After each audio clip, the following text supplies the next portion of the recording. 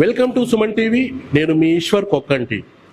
మండు టెండలను లెక్క చేయకుండా 7-10 వయసులో ఓ వృద్ధుడు భిక్షాటన చేస్తూ కనపడడం మదనపల్లెలో సుమన్ టీవీ కంటపడ్డది.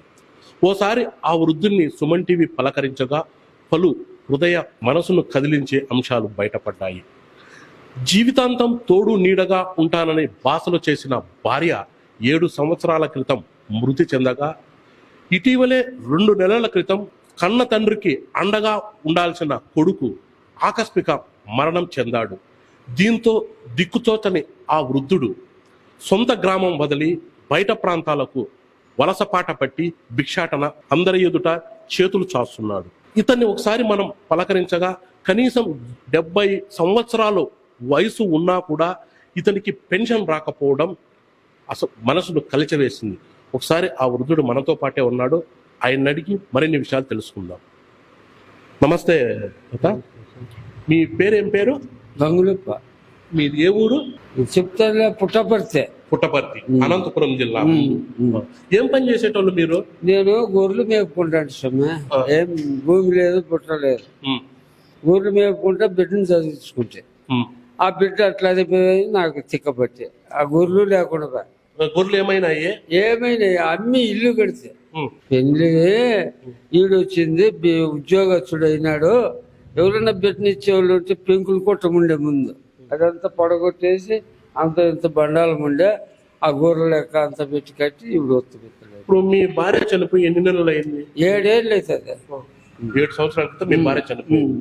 పిల్లలు ఎంతమంది మీకు? ఒక్కడే కొడుకు. వాడిని చదివించుకుంటా, గొర్రెలు మేపుకుంటా ఉంటుంది. ఏం చదివాడు మీ అబ్బాయి?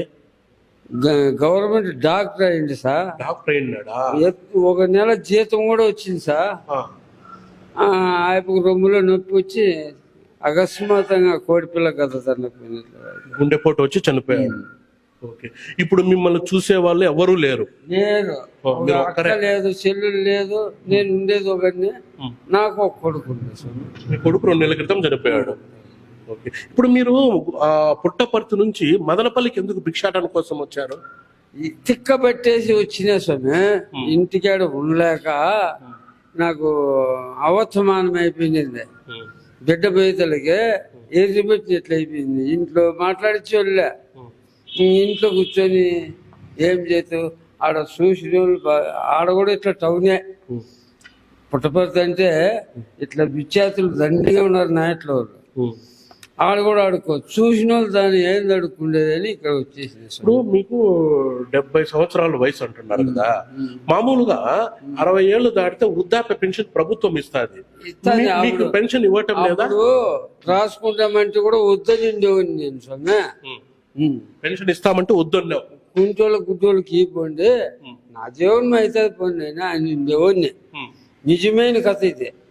ఈ పొద్దు వాళ్ళ దగ్గరికి పోతున్నా అన్నట్లు పదకరానికి చింతపులుసు తాగుతాడు సార్. ఇప్పుడు నీకు 70 ఏళ్ళు అంటున్నావు కదా, పెన్షన్ ఇస్తే ఇప్పుడు ఈ భిక్షాటన చేసే బాధ తప్పవుతుంది కదా? బాధ తప్పవుతుంది. ఇంటికాడ ఉండి చేసుకొని తినొచ్చు. ప్రాణం నిన్నారు. ఇప్పుడు అప్లై చేసావు ఏమన్నా పెన్షన్ కి? లేదు, నేను చేసే ఉన్నా. ఇప్పుడు చేస్తేనే కదా నీకు పెన్షన్ వచ్చేది. ఇప్పుడు నాకు పెన్షన్ ఇవ్వండి, ఒక పెద్ద మనిషి తగ్గి నాకు పింఛన్ ఇప్పండి అని అడిగిందేనే కాదు. మళ్ళా ఏం మురుగు పరకరానికి చింతపులుసు తాగుతాను. అడుక్కొని తిన్నాను దాన్ని అనిపించింది. అప్పుడు వద్దన్నాను కాబట్టి పోకూడదు అని నా పరక్రమం. అంతే, నీకు దాచిపెట్టుకొని చెప్పను. ఇప్పుడు మదనపల్లికి వచ్చి ఎన్ని రోజులు అయింది? 3 వారాలు. 3 వారాలు అవుతుంది. అంటే రోజు భిక్షాటన చేసి ఆ వచ్చిన డబ్బులతో భోజనం చేసి హోటల్లో తినేది, ఆడిపోయి పండుకుంది. ఎక్కడ పండుకుంటున్నావు? ఈడ డాక్టర్ ఇల్లు కడుతున్నాడు కొత్త కట్ట కింద. ఈ గొల్లపై